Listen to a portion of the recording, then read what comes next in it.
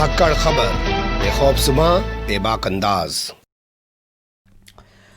धाकड़ खबर के news room से मैं आपके साथ हूं अकरम रईस खान। लगता नहीं है किसानों की मांग पूरी करने जा रही है मोदी सरकार। जी हां, साफ तौर पर अब दिखाई देने लगा है कि मोदी सरकार किसानों की इस मांग को सिरे से ठुकराने जा रही है, जिसमें वो मांग कर रहे हैं कि तीनों कृषि बिलों को वापस ले लिया जाए, किसानों से जुड़े हुए तीनों कानूनों को वापस ले लिया जाए। क्यों भर रही है ये बात, वही सीधे आपके सामने रख रहा हूं, लेकिन उससे पहले कुछ चीज़ों पर डाल लीजिए नज़र। जब से बातचीत शुरू हुई है तब से कह रहे हैं कि आइए प्रेजेंटेशन देंगे, आपको समझाएंगे, कानून में कोई कमी नहीं है। पूरी सरकार ने एक तरीके से ताकत झोंक दी है ये बताने और जताने में, और खासकर भोंपू मीडिया और उसके दलाल चाटुकार दंगाई पत्रकारों की मदद से, कि कानून पूरी तरह किसानों के हित में। यह अलग बात है कि सरकार एक जगह नहीं बता सकती कि किसी किसान ने, किसी किसान संगठन ने क्या ऐसे किसी कानून बनाने की कभी कोई डिमांड की थी, और लॉकडाउन और तमाम चीज़ें जो चल रही थी उस दौर में ऐसे कानून लाने की क्या ज़रूरत पड़ी थी, और अब इतनी जिद पर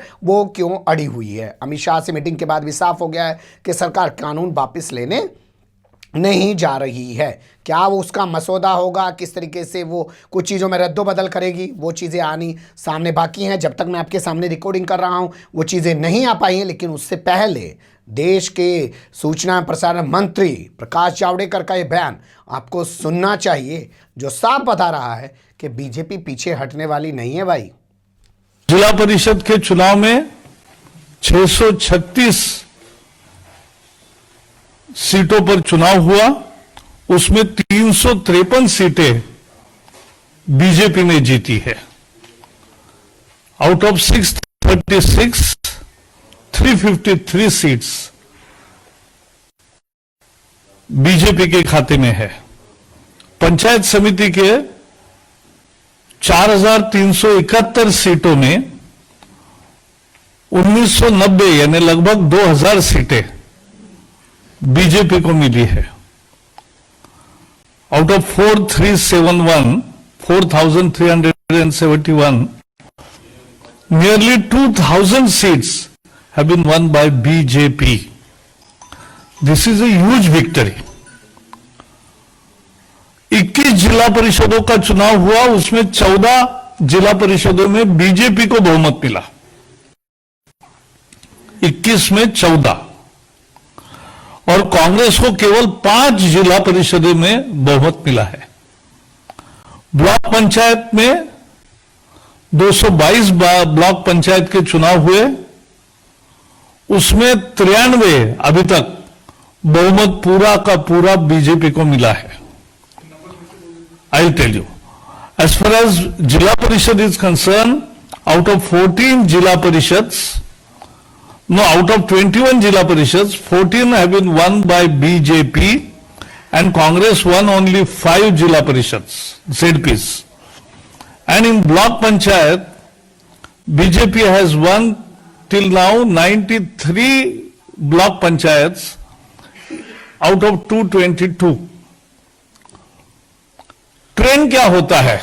राजस्थान की इस चुनाव की कुछ विशेषताएं हैं।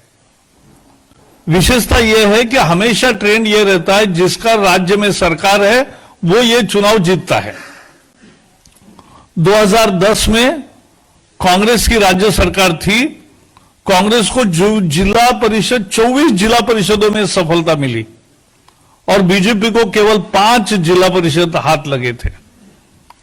2015 में बीजेपी सत्ता में थी, तो बीजेपी को 21 जिला परिषदों में सफलता मिली थी, और कांग्रेस को केवल 12 जिला परिषदों में सफलता मिली थी। लेकिन इस बार उल्टा हुआ। जैसा मैंने कहा, 21 जिला परिषदों में से 14 जिला परिषद में भाजपा को बहुमत मिला और कांग्रेस को केवल 5 मिले। ये पहले जो ट्रेंड चलता था ये बदल दिया कि मतदाताओं ने। अब मतदाता बीजेपी के साथ है, और कांग्रेस ने क्या कुछ नहीं किया, डिलिमिटेशन किया लास्ट मिनट कि ज्यादा से ज्यादा जिला परिषद की सीटें हमें मिले, कांग्रेस को मिले, इसके लिए डिलिमिटेशन का एक्सरसाइज किया, पैसे का जोड़ किया, सब कुछ किया, लेकिन कांग्रेस की करारी हार हुई।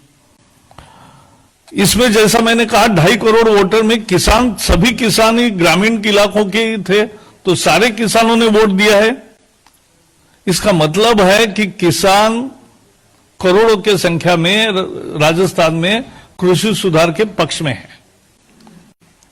This results vindicates BJP stand on farm reforms because farmers are approving it all over.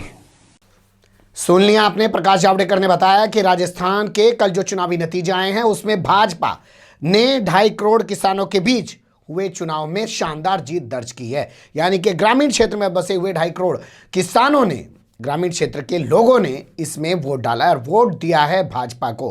हर तरीके से भाजपा जीती है। उन्होंने पुराने इतिहास भी जिक्र किया, 2010 का, 2015 का, और ये बताने की कोशिश की कि हमेशा यही होता है कि इन चुनाव में सत्ता में बैठे लोग काबिज होते हैं। लेकिन इस बार सत्ता में बैठी अशोक गहलोत सरकार, या यूं कहें कांग्रेस सरकार, वो इन चुनाव में कामयाब नहीं हो पाई है। यानी कि जनता ने वो जो एक नैरेटिव बनाने की कोशिश कर रही है कांग्रेस कि ये किसान बिल जो हैं कांग्रेस किसान विरोधी हैं, वो किसान विरोधी नहीं है। किसानों ने भाजपा के हक में वोट डाला है और साफ कर दिया है कि ये किसान इस बिल के, इस कानून के हक में हैं।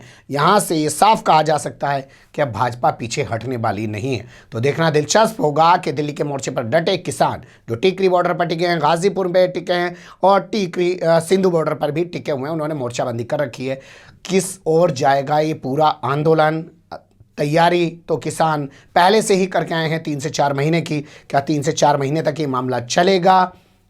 किस तरीके से मामला सुलटेगा कुछ कहा नहीं जा सकता है। लेकिन साफ है कि बीजेपी ये चुनावी नतीजे बताकर साबित कर रही है कि हमारे किसानों से बनाए हुए कानूनों पर किसानों ने मोहर लगा दी है राजस्थान के, और वो इसके साथ खड़े हैं। और जो ये किसान आए हैं कुछ पंजाब से और हरियाणा से, ये सब शायद राजनीतिक किसान हैं जो किसी के बहकावे में आकर यहाँ आ गए हैं।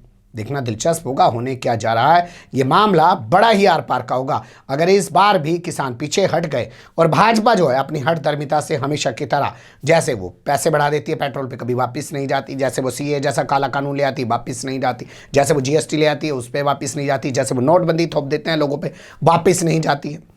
अगर इस बार किसान पीछे हटे तो हो सकता है ये सरकार निरंकुश हो जाए। देखना दिलचस्प होगा कि इस वक्त किसान जीतेंगे या ये सरकार अपनी वही तानाशाही के साथ जीतकर आगे बढ़ेगी 2024 की तरफ। बने रहेगा धाकड़ खबर के साथ। फिलहाल कमेंट्स के रूप में आप लोग अपनी राय दे सकते हैं, खबर को लाइक कर सकते हैं, चैनल को सब्सक्राइब कर सकते हैं और ज़्यादा से ज़्यादा हमारी खबरों को शेयर कर सकते हैं। फिर ऐसे ही किसी सुलगते हुए या उलझते मुद्दे लेकर मैं आपके सामने हूँगा हाजिर। फिलहाल अभी मुझे दें इजाज़त।